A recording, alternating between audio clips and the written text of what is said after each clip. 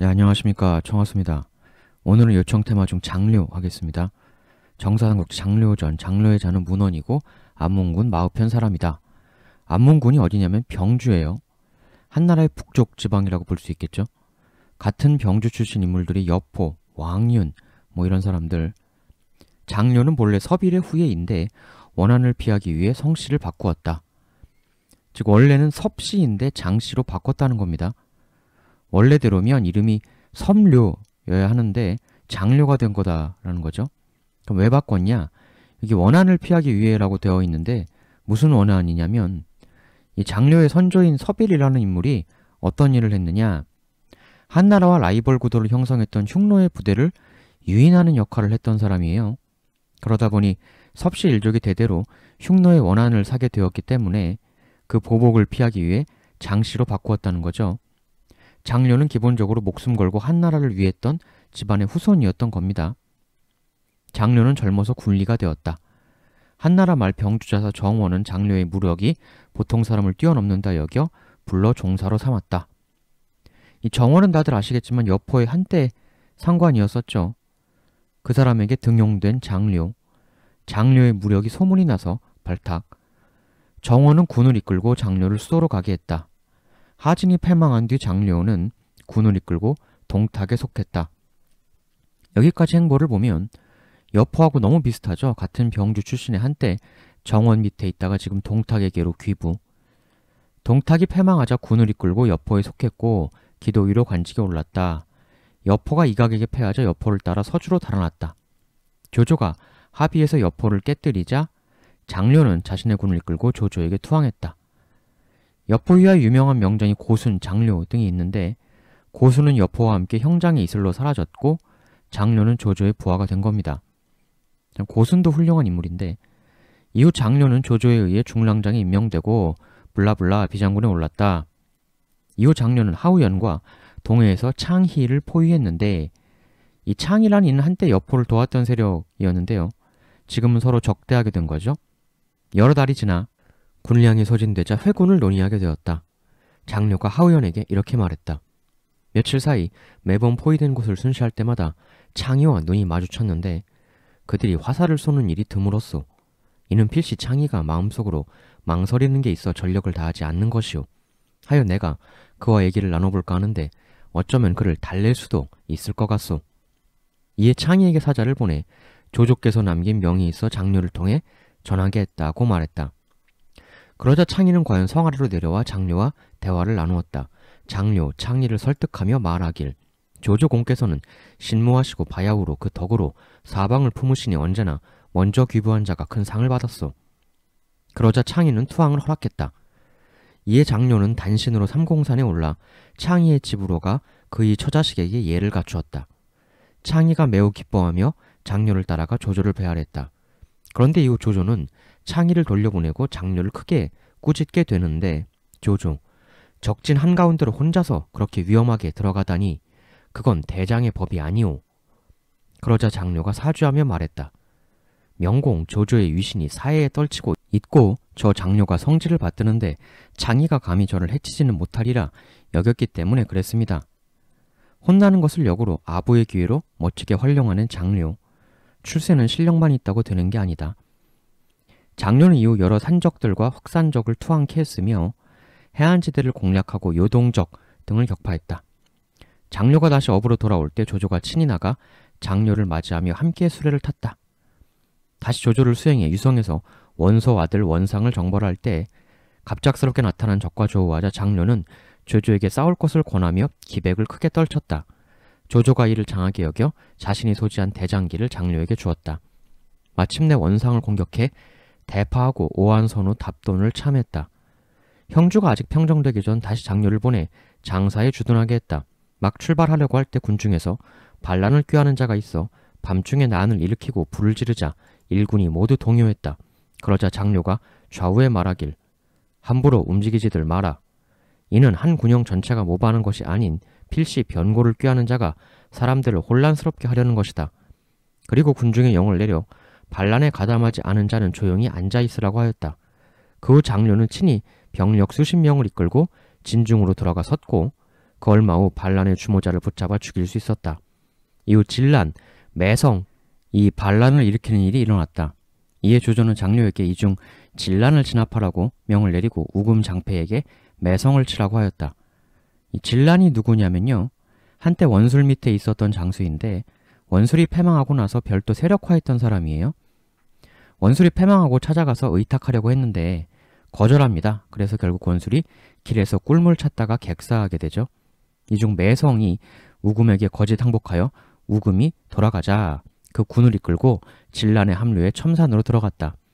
첨산에는 천주산이 있었는데 몹시 높은 데다가 길이 험하고 협소해 걸어서만 들어갈 수 있는 곳이었다. 진란 등은 그 위에 보루를 쌓았다.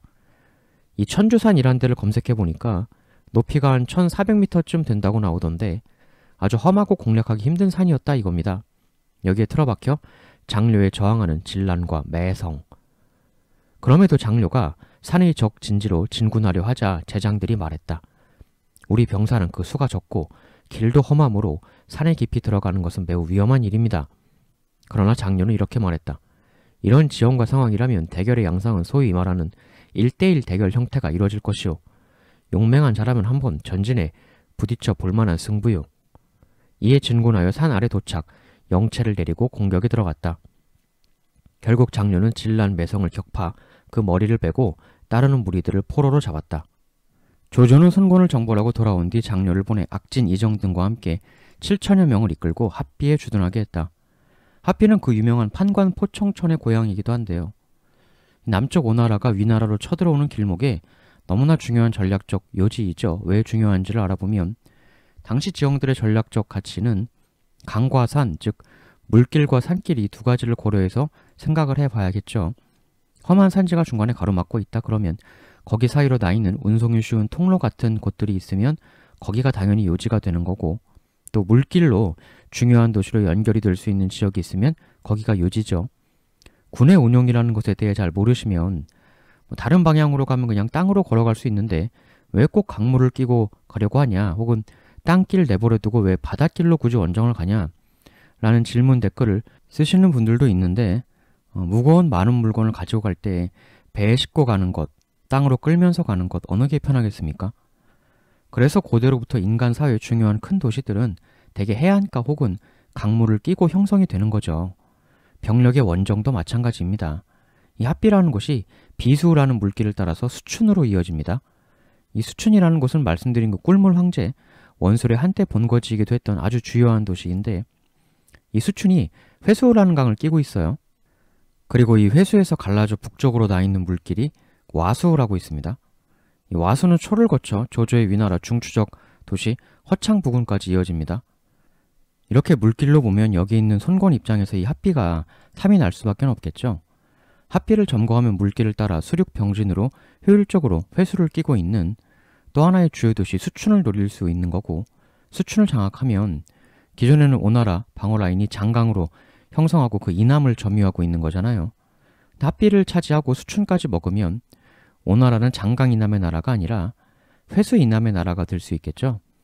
회수 방어 라인이 형성되면서 오나라라는 나라 자체의 파이가 엄청나게 커져버릴 수 있게 되는 거고, 그리고 이렇게 수춘, 회수 장악 되면 이렇게 해서 허창 근방까지도 물길을 수송로로 활용하여 공격해 들어가는 전략도 떠오르게 되고, 또 더 이쪽으로 가면 여기서 위로는 또 서주의 합의도 노려볼 수 있게 돼요. 합비와 수춘을 먹는 순간 오나라는 기존과는 전혀 다른 판에 스케일이 달라지는 전략을 하나씩 짤 수가 있게 되는 거죠. 합비 공략은 중원과 천하를 노리는 손권 대전략의 시발점 같은 첫 번째 관문이다. 그리고 회수 이남 라인을 일단 차지하게 된다면 지키는 것도 꽤 용이해요. 회수의 이 서쪽, 여기는 산지입니다. 회수를 돌아서 공격해 들어가기도 쉽지가 않은 거죠. 일단 먹기만 하면 지키기도 괜찮고 엄청나게 큰 새로운 판의 진취적 움직임이 가능하다. 근데 이렇게 중요한 합비인데 위나라라는 나라가 오나라만 상대해야 하는 게 아니거든요. 나라 자체가 크고 중원을 먹고 있다 보니까 여기저기 다방면 신경 쓸 때가 많아서 이렇게 중요한 첫 관문인 합비도 거기에 많은 여력을 투입하지 못하는 때가 생기게 됩니다.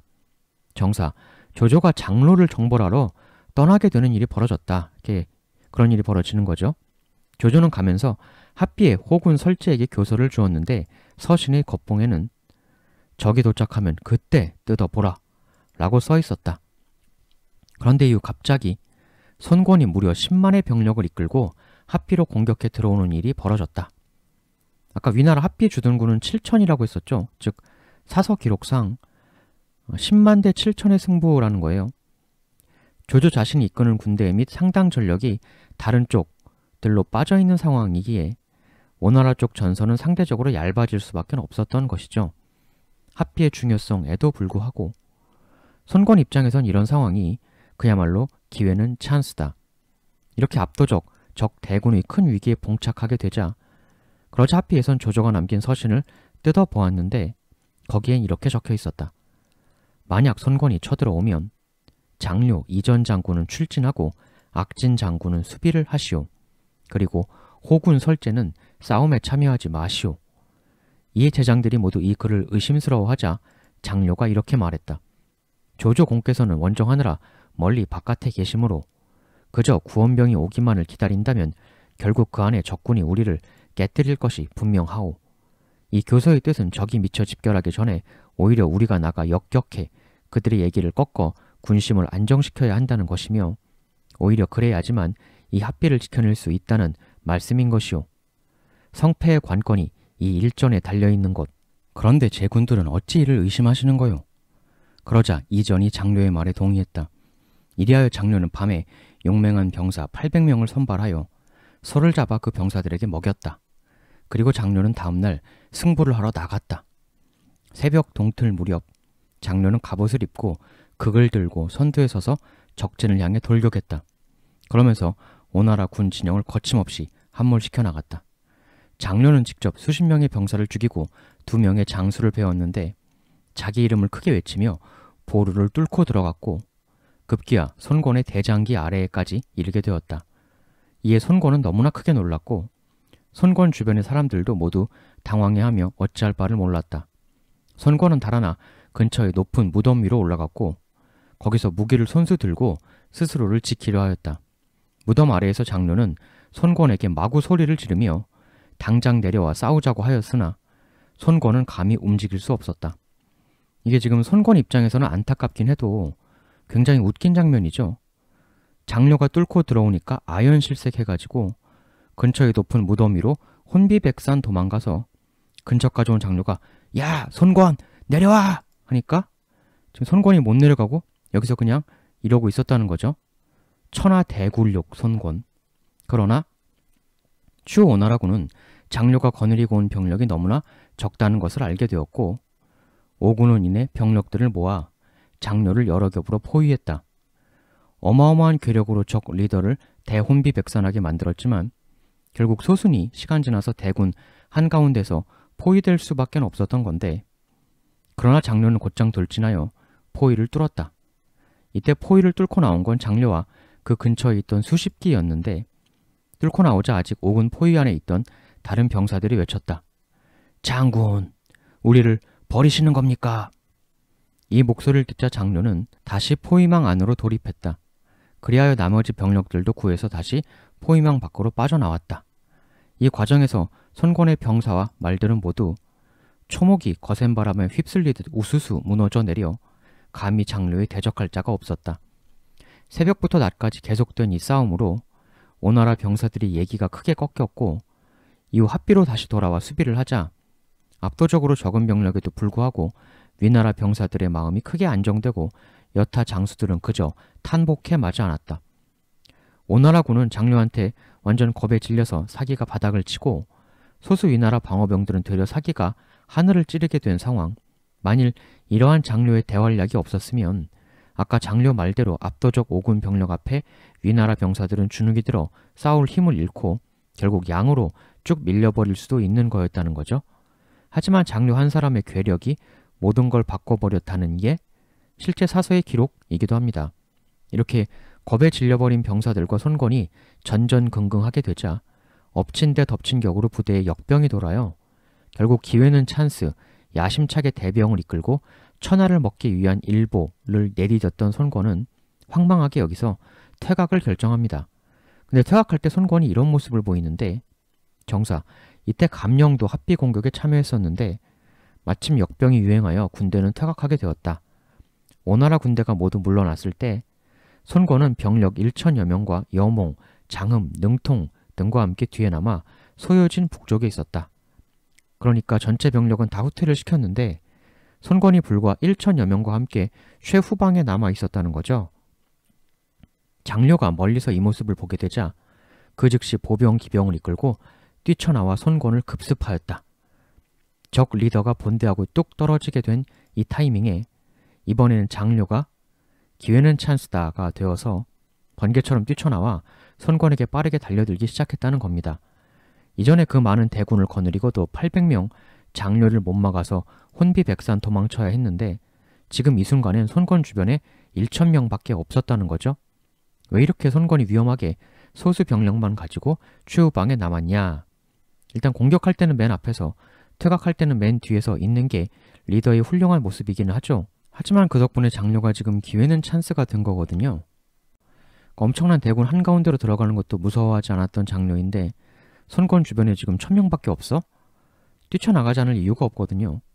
그야말로 너 잘 걸렸다. 설마하니 장료가 여기서 또 뛰쳐나오리라는 걸 예상 못했던 것일지, 혹은 뛰쳐나와도 근처에 같이 있던 장수가 감령, 능통, 여몽, 장음, 서성, 송겸, 진무 등 나름 오나라 어벤져스였기 때문에 괜찮다고 본 건지, 여튼 이렇게 해서 손권은 다시 한번 장료의 강습을 받게 되는데 또 한번 엄청난 바람에 휩쓸리게 됩니다.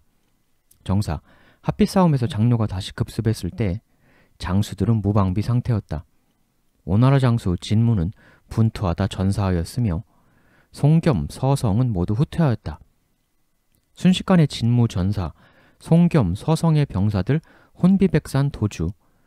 반장은 이때 후방에 있었지만 곧바로 급히 말을 타고 달려가서 정신없이 도망가던 송겸과 서성의 병사들 중 2명을 베었다. 무섭다고 도망가지 마라. 도망가면 내가 베겠다. 맞서 싸워라. 이렇게 아군한테 어필하면서 필사적으로 버티려고 한 거죠. 반장도 대단한데, 그렇지만 서성, 송겸의 병사들이 무턱대고 도망갈 정도이니 이미 손권 주변에 1,000명밖에 없던 병력 진영은 그대로 허물어져 손권이 장료와 그 병력에 감싸여가는 최악의 상황이 됩니다. 장료는 추풍 낙엽처럼 얼마 안 남은 손권 병력을 베어나가고 번개 같은 속도로 손권에게 육박. 손권이 앞서간 선두의 병력을 뒤쫓아가 되돌리려 했으나 병력이 이미 멀리 떨어져 있어 그에 미칠 수가 없었다. 아군은 너무 멀리 떨어져 있고 장료는 거침없이 베면서 번개처럼 달려오고 주변 병사들은 줄줄이 도망가고 손권의 인생 여기서 끝나는가. 근데 이때 능통이 친근히 대우하던 가까운 인원 병력 300명을 거느리고 장료군의 포위를 무너뜨리며 손권을 붙잡고 지켜내며 탈출하였다. 장료에게 손권이 완전히 감싸여 버릴 지경이 되려는 최악의 위기 상황에서 능통과 그가 평소 각별히 관리했던 300명 전사들이 장료군에 뛰어들어 겨우 손권을 구출해내온 것이죠. 그런데 위나라군이 이미 도주할 수 있는 다리를 무너뜨린 상황이었다. 다리가 없으면 어떻게 도망쳐? 끝인가? 근데 다리에 속한 양쪽 판은 아직 그대로 있었으니 손권이 말을 채찍질하여 달려나갔다. 능통은 손권을 도망보낸 후 다시 돌아와 싸웠다. 능통 주위의 병사들은 대부분이 죽었고 능통 자신도 부상을 입었지만 능통 역시도 적병 수십인을 베었다. 한동안 격렬히 저항하던 능통은 이 정도면 손권이 도주에 성공했겠다고 판단할 때 본인도 후퇴했다. 이미 돌아갈 다리는 물론 길들이 모조리 다 끊긴 상황이라 능통은 갑옷을 입은 채로 헤엄을 쳐서 돌아왔다. 당시 손권은 이미 배에 오른 상황이었는데 살아 돌아온 능통을 보고 몹시도 놀라며 크게 기뻐했다. 그러나 능통은 평소 친근하고 각별하게 대우하던 주변 병사들 중에 살아 돌아온 자가 없게 되자 이를 크게 애통해하며 슬픔을 감추지 못하고 눈물을 흘렸다. 이에 손권이 소매로 능통의 눈물을 닦아주며 이렇게 말했다. 능통, 죽은 자는 이미 죽었고 실로 경은 이렇게 살아주지 않았소. 어찌 사람 없음을 걱정하시오. 이때 능통의 상처가 몹시도 심하여 손권이 배에서 능통의 의복을 갈아주었다. 이때 상처에 특효가 있는 매우 좋은 약에 힘입어 능통이 죽지 않을 수 있었던 것이다. 능통의 부상이 굉장히 심했었다는 것을 알 수가 있죠. 그야말로 손권을 위해 목숨을 던진 건데, 내 자신을 위해 목숨을 던지게 만드는 것도 리더의 능력이에요. 손권의 능력 때문에 장료에게 패했지만 또 손권의 능력 때문에 그가 산 것이죠. 이렇게 손권의 천하를 노린 합비 대공격은 능통, 손권 등등의 마음에 깊은 상처만을 남긴 채, 그리고 장료의 전설만을 만들어준 채 끝나고 말았습니다. 다만 여기서 손권의 용기에 대해 조금 변호하는 의견도 있는 게, 애초에 장료의 그 첫 번째 800명 급습 때 손권 있는 곳까지 그렇게 빠르게 육박해 올 수 있었던 건, 손권이 후퇴할 때도 말씀드렸듯 맨 뒤에 남았지만 손권이 나름 공격할 땐 앞에서 후퇴할 땐 뒤에서 라는 이 리더의 도리를 잘 지키는 사람이었기 때문에, 즉 많은 병력의 뒤에 숨거나 하는 비겁한 사람이 아니라 적에게 가까운 곳에 위치하는 솔선수범형 리더였기 때문에 오히려 그 점 때문에 손권을 노린 장료의 급습이 더 잘 먹힐 수 있었다. 이렇게 좀 손권을 변호하는 관점도 있긴 해요. 이 손권과 장료의 엄청난 매치업은 후일담도 있는데요. 헌제춘추, 장료가 항복한 오나라 장수들에게 물었다. 아까 싸울 때 보니까 자줏빛 수염의 장군이 있었는데 상체는 길고 하체는 짧으며 말을 제법 타고 활도 곧잘 쓰던데 말이오. 그 장군은 누구였소? 이 항복한 오나라 장수가 말했다. 그 사람이 손권입니다. 이 말을 듣자마자 장료와 악진은 서로 쳐다보며 말할 시간도 없이 곧바로 뛰쳐나가 추격을 하였지만 손권을 잡기에는 이미 늦었었다. 이에 위군 전체가 안타까워했다. 손권이 나름 기마술도 있고 궁술도 제법 뛰어났음을 보여주는 기록인데요. 그렇게 무예가 있고 막 활 쏘면서 그러니까 군주라고 생각 못하고 그냥 장수 중 하나였겠구나 이렇게 생각을 했던 것인지, 정사 216년 태조가 다시 송권을 정벌하는 길에 합비에 도착했는데 장료가 싸운 것을 순행하며 실로 오랫동안 탄식을 했다. 감탄을 했다는 거죠. 추후 관우가 번에서 조인을 포위했을 때 장료에게 조인을 구원하게 했다. 그러나 장료가 미처 도착하기 전 정리가 되었다. 관우 북벌 그 위나라 위기 때 장료도 구원을 오려고 했었다는 거죠. 이 서황, 조인, 장료, 우금, 관우 한 사람으로 위나라 어벤져스가 이렇게 대거 출동을 했었어야 한다는 건데, 세부적인 내용은 제 관우북벌 시리즈 재생 목록 영상 보시면 되실 것이고, 추후 조비는 장료를 전장군으로 임명했다. 손권이 다시 모반하자 장료를 합비에 주둔하게 하고 도양으로 올려봉했다. 이에 장료의 모친에게 수레와 병마를 보내 장료의 가족이 장료의 주둔지로 가는 것을 전송하게 하는 한편, 장료 모친이 도착할 때 수행원들을 이끌고 영접하도록 명했다. 장료가 이끌던 제군의 장수 관원들이 모두 도로변에 늘어서서 장료의 모친에게 배례했는데 당시 사람들이 이를 크게 영예로운 일로 여겼다. 위나라에서 장료에 대해 얼마나 아껴주고 대접해 주려고 했는지를 잘 알 수가 있죠. 추후 또 장료를 위해 저택을 짓고 또한 장료를 수행해 오군을 격파한 병사들을 모두 궁정 수기군으로 삼았다.